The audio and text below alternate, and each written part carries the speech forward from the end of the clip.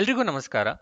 ಈ ವಿಡಿಯೋದಲ್ಲಿ ನಾವು ಎಕ್ಸೆಲ್ ಶೀಟ್ನ ಎಲ್ಲ ಪೇಜ್ಗಳ ಮೇಲೆ ಹೇಗೆ ಹೆಡರ್ನ ಹಾಕೋದು ಅಂತ ನೋಡೋಣ. ಲೈಕ್ ನೀವೇನು ಯಾವಾಗಾದರೂ ಪ್ರಿಂಟ್ ತಗೋಬೇಕಾದ್ರೆ, ಸೊ ಫಸ್ಟ್ 2 rows ಅಲ್ಲಿರೋ ಹೆಡರ್ಸ್ ಎಲ್ಲ ಪೇಜ್ಗಳಲ್ಲೂ ಪ್ರಿಂಟ್ ಆಗೋದಿಲ್ಲ, ಬೈ ಡಿಫಾಲ್ಟ್ ಆಗಿ ಆಗಲ್ಲ.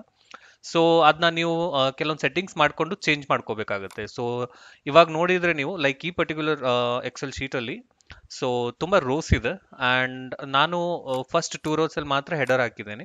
ಸೊ ಸಪೋಸ್ ನಾನು ಏನಾದರೂ ಪ್ರಿಂಟ್ ತಗೋಬೇಕಾದ್ರೆ ಪ್ರಿಂಟ್ ಪ್ರಿವ್ಯೂ ಈ ಥರ ತೋರಿಸುತ್ತೆ. ಲೈಕ್ ಫಸ್ಟ್ ಪೇಜ್ ಈ ಥರ ಇರುತ್ತೆ, ಸೆಕೆಂಡ್ ಆ್ಯಂಡ್ ಥರ್ಡ್ ಪೇಜ್ಗಳಲ್ಲಿ ಯಾವುದೇ ಥರದ ಹೆಡರ್ಸ್ಗಳು ಇರಲ್ಲ. ಸೊ ಹೆಡರ್ಸ್ ಇದ್ರೆ ತುಂಬ ಈಸಿಯಾಗಿ ಐಡೆಂಟಿಫೈ ಮಾಡ್ಕೋಬೋದು. ಅದರಿಂದ ಹೇಗೆ ಹೆಡರ್ ಹಾಕೋದು ಅಂತ ನೋಡೋಣ. ಸೊ ಅದು ಹೆಡರ್ಸ್ನ ಆ್ಯಡ್ ಮಾಡೋಕ್ಕೆ ಫಸ್ಟ್ಗೆ ನೀವು ಪೇಜ್ ಲೇಔಟ್ ಮೇಲೆ ಕ್ಲಿಕ್ ಮಾಡಬೇಕು.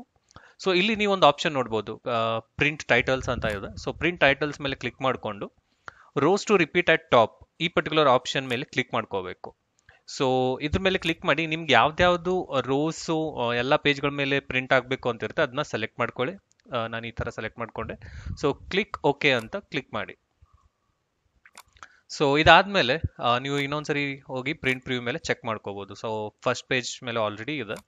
ಸೊ ಸೆಕೆಂಡ್ ಪೇಜ್ ಮೇಲೆ ಕೂಡ ನಾವು ಸೆಲೆಕ್ಟ್ ಮಾಡಿರೋ 2 rows ಕೂಡ ಹೆಡರ್ ಆಗಿದೆ. ಈವನ್ ಥರ್ಡ್ ರೋಸ್ ಮೇಲೆ ಕೂಡ ಹೆಡರ್ಸ್ ಡಿಸ್ಪ್ಲೇ ಆಗ್ತಾ ಇದೆ. ಸೊ ಇದರಿಂದ ನೀವು ಪ್ರಿಂಟ್ ತಗೋಬೇಕಾದ್ರೆ ಈಸಿ ಆಗುತ್ತೆ. ನಾವು ಈ ಪೇಜ್ನ PDF ಅಲ್ಲಿ ಕನ್ವರ್ಟ್ ಮಾಡಿಕೊಂಡು ಸೇವ್ ಮಾಡಿ ನೀವು ಪ್ರಿಂಟ್ನ ಈಸಿಯಾಗಿ ತಗೋಬಹುದು. ಲೈಕ್ ನಾನಿವಾಗ ಆಲ್ರೆಡಿ ಸೇವ್ ಮಾಡಿದ್ದೀನಿ. ಸೊ ಈ ಥರ ನೀವು ನೋಡ್ಬೋದು, ಲೈಕ್ ಎಲ್ಲ ಪೇಜ್ಗಳ ಮೇಲೆ ಹೆಡರ್ಸ್ ಡಿಸ್ಪ್ಲೇ ಆಗಿದೆ. ಈ ಥರ ನೀವು ನಿಮ್ಮ ಎಕ್ಸೆಲ್ ಶೀಟ್ನಲ್ಲಿ ಹೆಡರ್ಸ್ನ ಆ್ಯಡ್ ಮಾಡ್ಕೋಬೋದು. ಎಲ್ಲ ಪೇಜ್ಗಳ ಮೇಲೆ ಹೆಡರ್ಸ್ ಡಿಸ್ಪ್ಲೇ ಆಗೋ ಥರ ಮಾಡ್ಕೋಬೋದು. ಸೊ ಈ ವಿಡಿಯೋ ನಿಮಗೆ ಇಷ್ಟ ಆಗಿದ್ರೆ ನಮ್ಮ ಚಾನಲ್ನ ಸಬ್ಸ್ಕ್ರೈಬ್ ಮಾಡಿ, ಈ ವಿಡಿಯೋನ ನಿಮ್ಮ ಫ್ರೆಂಡ್ಸ್ಗಳ ಜೊತೆ ಶೇರ್ ಮಾಡಿ. ಧನ್ಯವಾದಗಳು.